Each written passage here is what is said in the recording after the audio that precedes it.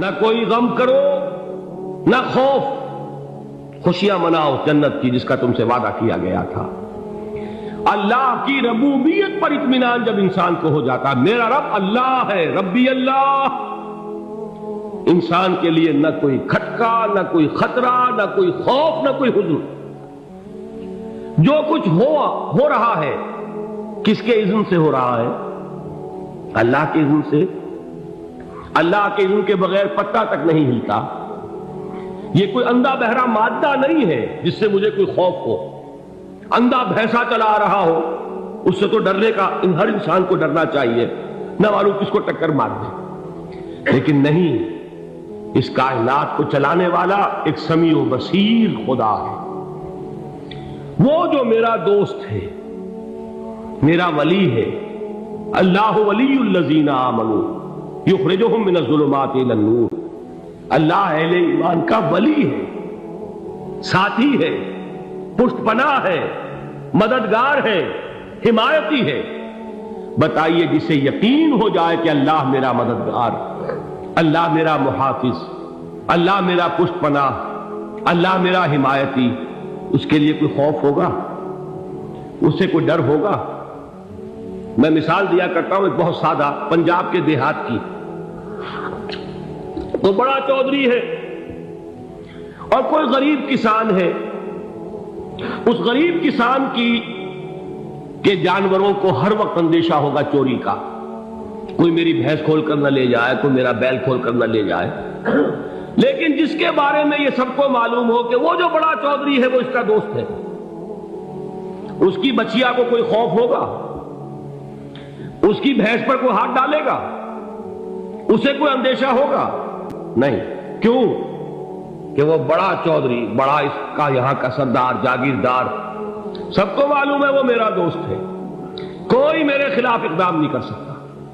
اس دنیا میں یہ چھوٹی سی بات اگر آپ کے دلی اطمینان اور سکون کا باعث بن سکتی ہے تو ذرا تصور کیجئے۔ میں لفظ تصور استعمال کروں گا صرف اس لیے کہ اس کا ہم جس کو کہتے ہیں ادراک اور شعور کر نہیں سکتے، اگر کے ساتھ کر سکتے۔ اگر یقین ہو کہ اللہ میرا مددگار اور یقین ہو کہ اللہ ہر آن میرے ساتھ ہے، پھر کوئی خوف؟ کس کا خوف؟ کوئی شے اللہ سے بالا تر ہے؟ کوئی قوت اس سے زیادہ طاقتور ہے؟ کوئی اس کے ارادے کو بدلنے والا ہے؟ کوئی اس کی مشیت کے آڑے آنے والا ہے؟ یہی بات ہے جو حضور نے فرمائی، یہ ایمان کا حاصل ہے لب لباب، کہ دیکھو اچھی طرح اس بات کو ذہن نشین کر لو، اگر تمام انسان مل کر تمہیں کوئی نقصان پہنچانا چاہے نہیں پہنچا سکتے، مگر جو کچھ اللہ نے لکھ دیا ہو، اور تمام انسان مل کر تمہیں کوئی نفع پہنچانا چاہے نہیں پہنچا سکتے، مگر وہ شے جو اللہ نے طے کر دی۔ آپ پھر میں کہوں گا ذرا طاری کیجئے، اسے فرض کیجئے، اسے سوچئے۔ اگر اس حدیث پر ہمارا دل ٹھکا ہوا ہو تو کسی سے ڈر ہوگا؟ یہ مجھے نقصان نہ پہنچا دے، یہ میری رپورٹ خراب نہ کر دے، یہ میری انکریمنٹ نہ رکوا دے، یہ میرا یہ نہ بگاڑ دے، یہ میرے یہ نقصان نہ پہنچا دے۔ اس کا ڈر، اس کا ڈر، اس کا خوف، اس کی خوشامد، اس کے لیے جا کر طرح طرح سے اپنی عزت نفس کو ذلیل کروانا اس کے سامنے، یہ سب کچھ کیوں کرتا ہے انسان؟ جب سمجھتا ہے کہ اس کے ہاتھ میں میرا کوئی نفع ہے، اس کے ہاتھ میں میرے لیے کوئی ضرر ہے، یہ مجھے کوئی غضب پہنچا سکتا ہے، یہ مجھے کوئی نقصان پہنچا سکتا ہے، یہ میرا کوئی کام بنا سکتا ہے، یہ میری کوئی ضرورت پوری کر سکتا ہے، اسی کا نام شرک ہے۔ جہاں آپ نے یہ سمجھا کہ غیر اللہ کے اندر کوئی طاقت موجود ہے، وہی شرک ہے۔ بتوں سے تجھ کو امیدیں، خدا سے نو امیدی، مجھے بتا تو صحیح اور کافری کیا ہے؟ شرک تو یہ ہے۔ جس پر بھی تمہیں یہ خیال ہے، کلمہ ہے یہ کلمہ سوم، لا حول ولا قوت الا باللہ، ذرا اس پر دل کو کبھی اگر آپ تصور کریں، پھر فرض کریں، دل ٹھک جائے اس پر، کوئی طاقت نہیں۔ یہی بات تھی جو شیخ عبد القادر جیلانی رحمۃ اللہ علیہ نے اپنی وصیت میں اپنے بچے سے کہی۔ 11ویں دینے والے ہیں، لیکن حضرت شیخ عبد القادر جیلانی کی وصیت اور تعلیمات کو کتنے لوگ ہیں جانتے ہیں؟ یہ جن مقامات تک پہنچے ہیں وہ کس چیز کی بدولت پہنچے؟ انہوں نے جو پیغام دیا وہ کیا تھا؟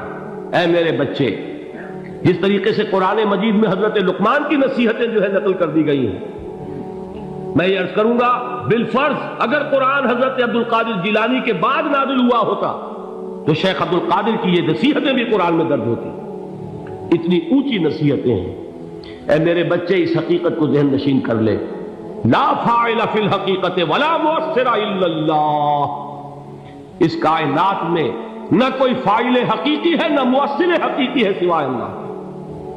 کسی شے میں کوئی تاثیر نہیں اگر اللہ نہ چاہے، آگ جلا نہیں سکتی اگر اللہ نہ چاہے، پانی ڈبو نہیں سکتا اگر اللہ نہ چاہے، زہر ہلاک نہیں کر سکتا اگر اللہ نہ چاہے، کوئی چیز فائدہ نہیں پہنچا سکتی اگر اللہ نہ چاہے۔ تو در در پہ کیوں سر جھکاتے ہو؟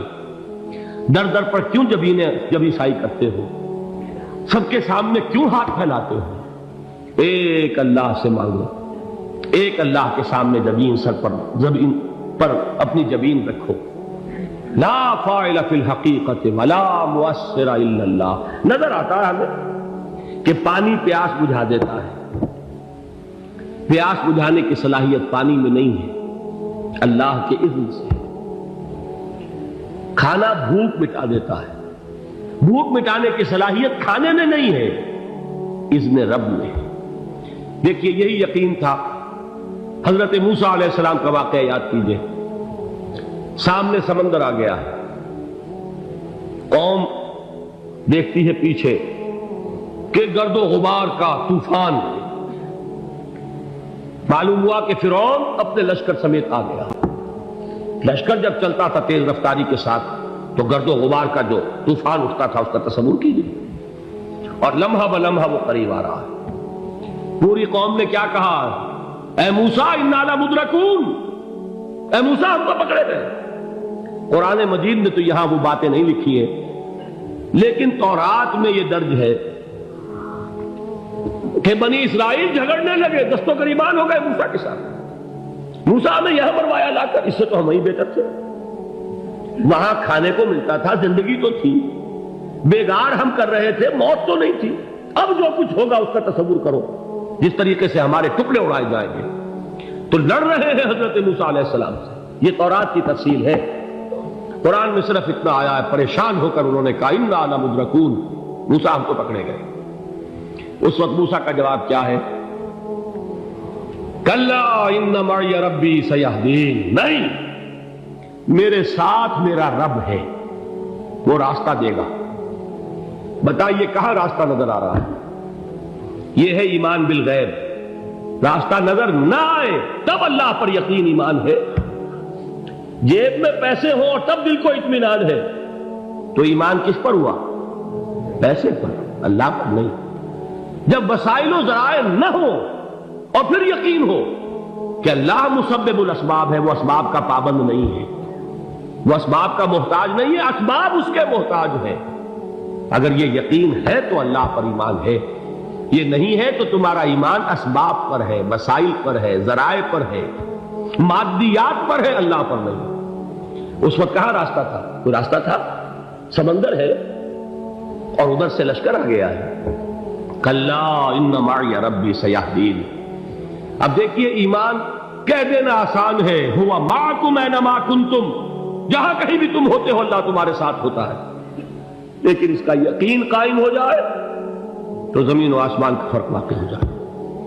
یہی بات ہوئی حضور کے ساتھ۔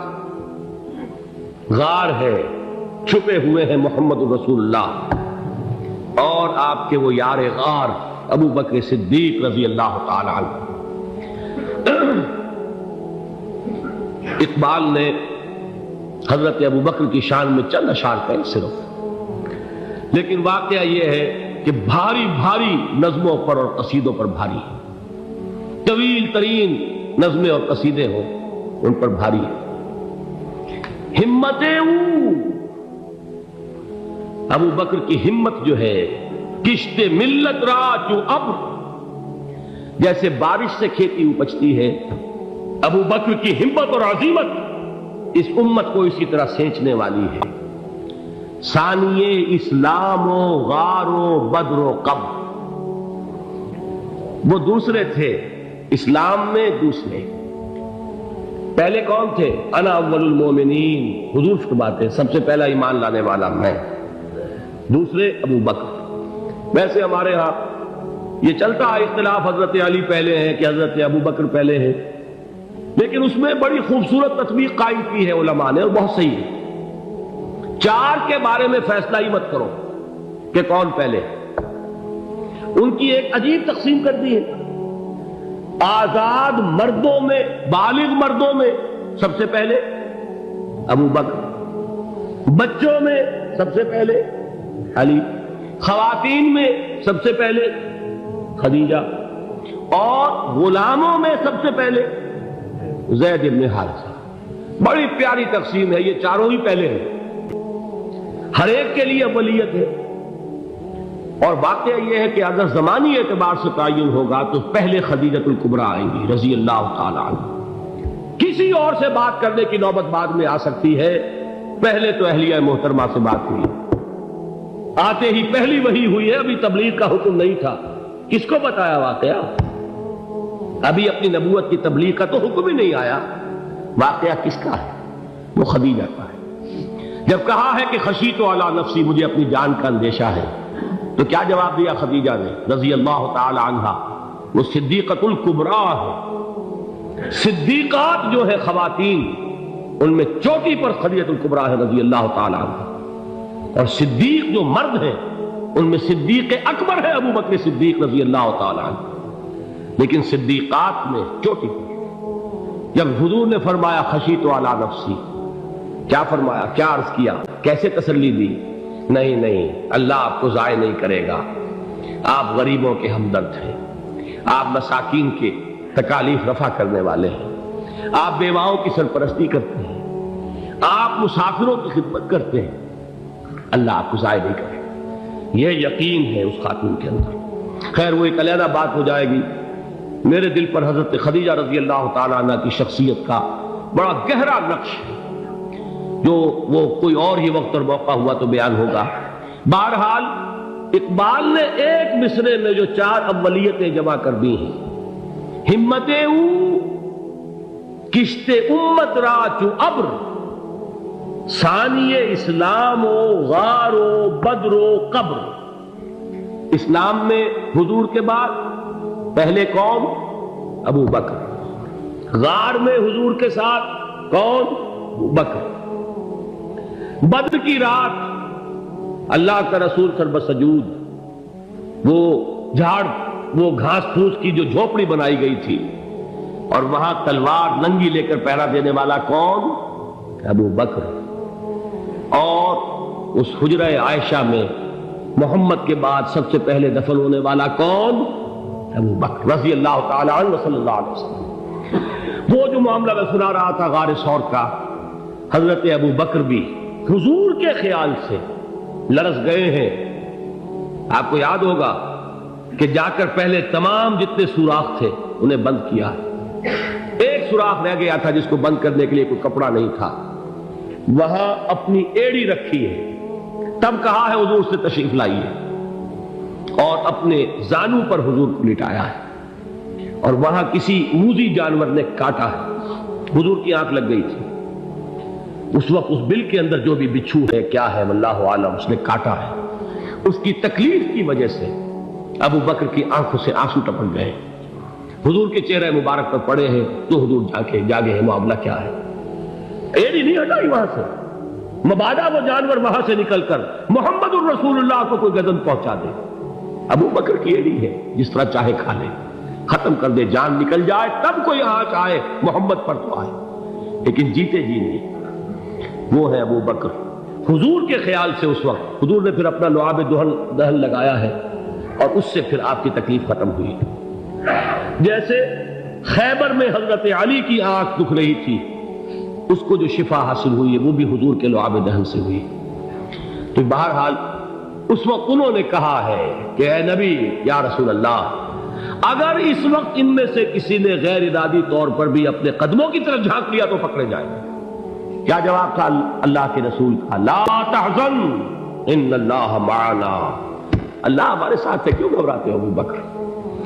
یہ ہے ایمان باللہ، میرا مالک اللہ، میرا رازق اللہ، میرا محافظ اللہ، میرا مددگار اللہ، میرا پشت پناہ اللہ، میرا دوست اللہ۔